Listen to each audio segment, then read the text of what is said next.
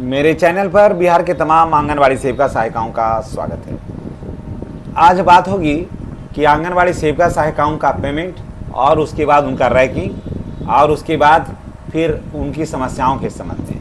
तो चलिए बात करते हैं कि आखिर आंगनवाड़ी सेविका सहायिका का जो काम करने की जो शैली है, जिस जगह पर वो काम करते हैं उसकी क्या स्थिति है। देखिए, बहुत सारे ऐसे आंगनवाड़ी केंद्र हैं जिसका भवन जो है ना वो काफ़ी जर्जर है, जो पानी भी टपकता है उससे, जिसमें आंगनवाड़ी सेविका सहायिकाओं का दोष नहीं है। दरअसल वो ठेकेदार जो लोग काम करते हैं वो मटेरियल ठीक से नहीं बनाते हैं। परिणाम ये होता है कि भवन काफ़ी जर्जर हो जा रहा है। बरसात में बहुत सारे हमारे आंगनवाड़ी सेविका सहायिका बहनें जो हैं वो कमेंट करती हैं कि भैया, जो जिस हिसाब से हम लोग पढ़ा रहे हैं, जिस परिस्थिति में, बड़ा डर लगता है। कुछ ऐसे भी आंगनवाड़ी केंद्र हैं जहाँ पर शेड ही नहीं है, वो खुले आसमान में आंगनवाड़ी केंद्र चलता है। सोच लीजिए आज के डेट में। तो वैसे में पढ़ाई लिखाई जो है ना वो काफ़ी जो है वो बर्बाद होता है, और बच्चों को धूप है, ठंडा है, पानी है, पत्थर है, सब जगह बच्चों को काफ़ी कठिनाई होता है। तो चलिए आज बात करते हैं कि बिहार में आंगनवाड़ी सेविका सहायिकाओं के लिए क्या क्या खबर है। जुलाई माह का राज्य स्तरीय जिला रैंकिंग में क्या स्थान है। पहली खबर है कि आंगनवाड़ी केंद्रों में जो जिला रैंकिंग हुआ है उसमें पोषण से जुड़े हुए अलग अलग कार्यों के लिए बिहार में जिलों के में राज्य स्तरीय रैंकिंग जारी की गई है। इस रैंकिंग को देखा जाए तो जिले में आंगनवाड़ी लाभुकाओं का पोषण ट्रैकर से जुड़े हुए लाभुकों को THR वितरण, FRA सत्यापन और बच्चों का GMD और होम विजिट और अन्य निर्धारित कामों के हिसाब से कटिहार जो जिला है ना वो सबसे टॉप में है। 86.92% के साथ पूरे बिहार में परचम अपना ये लहरा रहा है। दूसरे स्थान पर शेखपुरा और तीसरे स्थान पर पूर्णिया है, और सबसे खराब स्थिति जो है वो रोहतास जिले का है, जहां सबसे नीचे पायदान पर है। अब सवाल ये उठता है कि इससे फ़ायदा क्या है, आंगनवाड़ी सेविका सहायिकाओं को इससे फ़ायदा है क्या, रैंकिंग अगर गिर जाता है या रैंकिंग टॉप हो जाता है।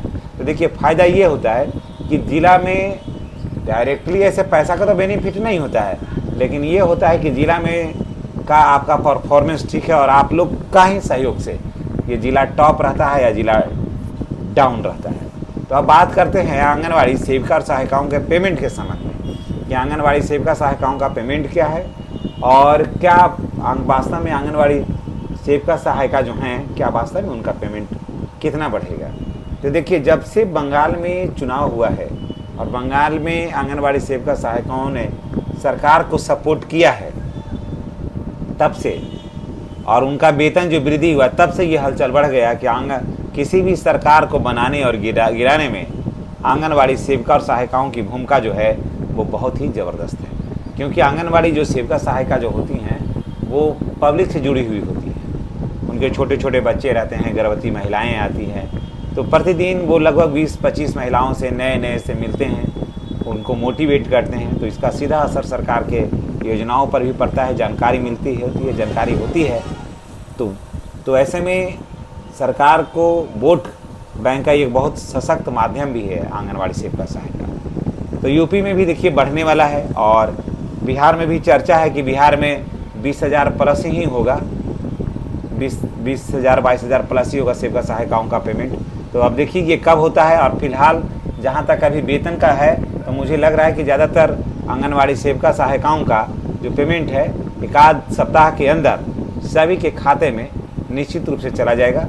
इसके लिए पहल शुरू भी हो गई है और सेंड टू बैंक दिख भी रहा है। आप लोग अपने खाता में जो चेक किए होंगे तो वहाँ देखे भी होंगे कि सेंड टू बैंक दिख रहा है। तो सेंड टू बैंक जब दिखता है तो निश्चित रूप से एक आध सप्ताह के अंदर जो है वो राशि क्रेडिट हो जाता है आपके खाते में और आपके पास उसका भुगतान हो जाता है।